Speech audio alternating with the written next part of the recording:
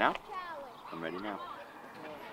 Hello YouTube, welcome back to our channel that's not been seen for many months. We've had a lot of people wanting more of the 5 tricks video that we did. So now we're going to do another 5 tricks video for beginners, but using grinds and flat. So enjoy.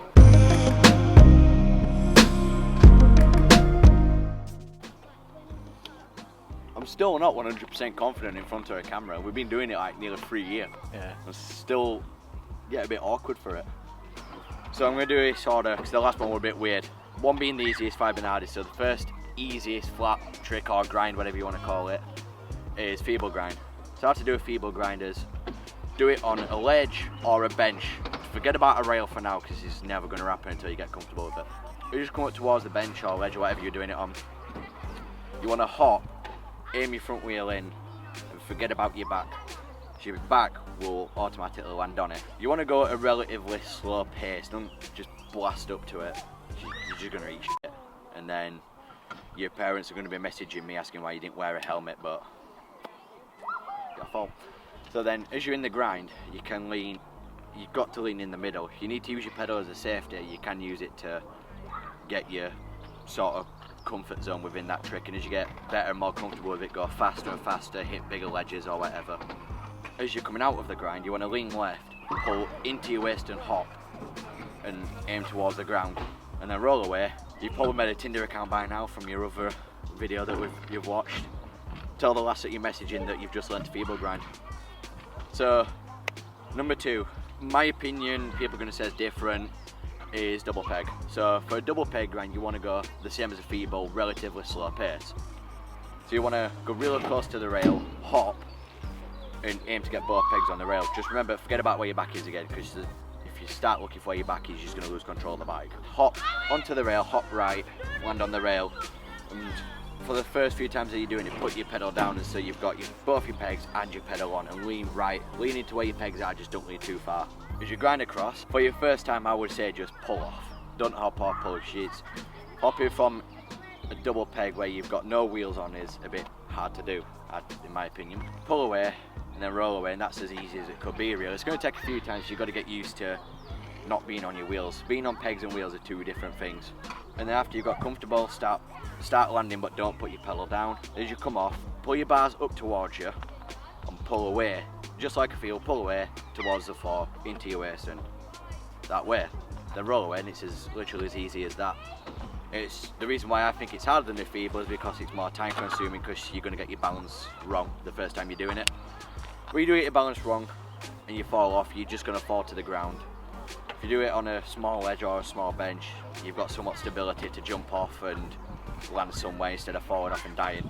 That's as literally as easy I could say it could be. If you've got any other questions, if it's going wrong, message me on Instagram and I'll be sure to message you back and teach you how to do it in more detail than that.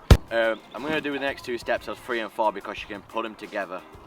So by now you have seen the How to 180 video that we did a couple of years back. You might not have. If you haven't, there's going to be one up here suggested to go look at it. Oh yeah, we put that in. So yeah, you've learnt to hop 180. I'm gonna talk you through it anyway. You want to carve into it a little bit.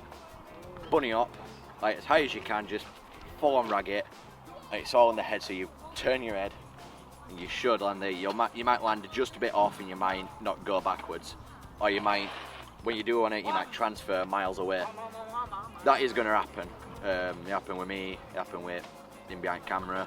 Guaranteed to happen if you don't know what you're doing. Best thing to do is just carve, hop, pull.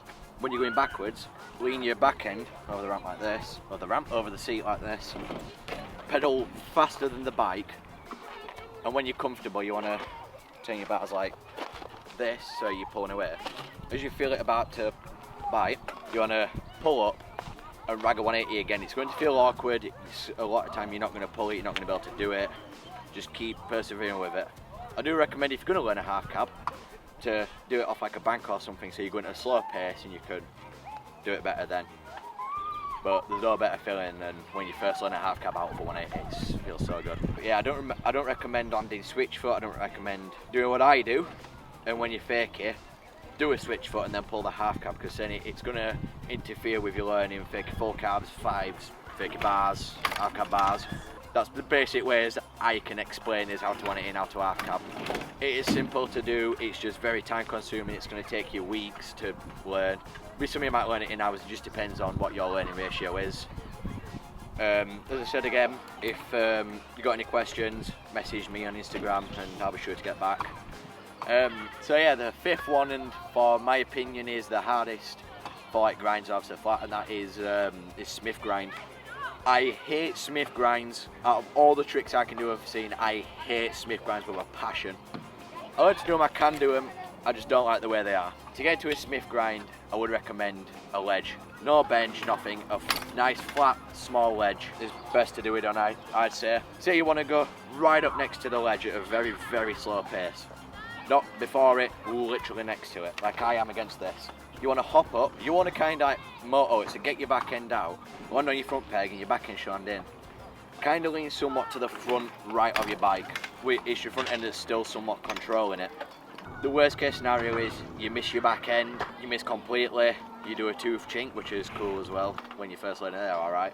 It's when you come to hopping off that's going to be a big problem. So again, you want to really rag off this time. You just want to pull up, but don't pull into your waist.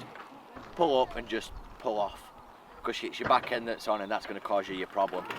So worst case scenario is you land in nose manual and you do a nose mani. You go off at bars, I've done that plenty of times. You fall off side at ledge, persevere with it, get into it. Make sure that ledge is really, really lax. You don't want to be sticking to a ledge in Smith because it's going to send you straight over your bars. It's not really easy to do. It is an easy trick to learn, but it's just going to take weeks and it's horrible. You might like it, I don't. So for all of these tricks, I do recommend wearing a helmet. I don't like wearing them, but you really should. I don't want your parents messaging me, calling me a dick. You might want to blur that out, by the way. Wear a helmet, persevere, 100% commitment. Have a few friends that ride with you around as well to learn it with you. That's always a good idea. And then go on your Tinder account, message that last you've been talking to and say you can Smith as well. Peace out, guys.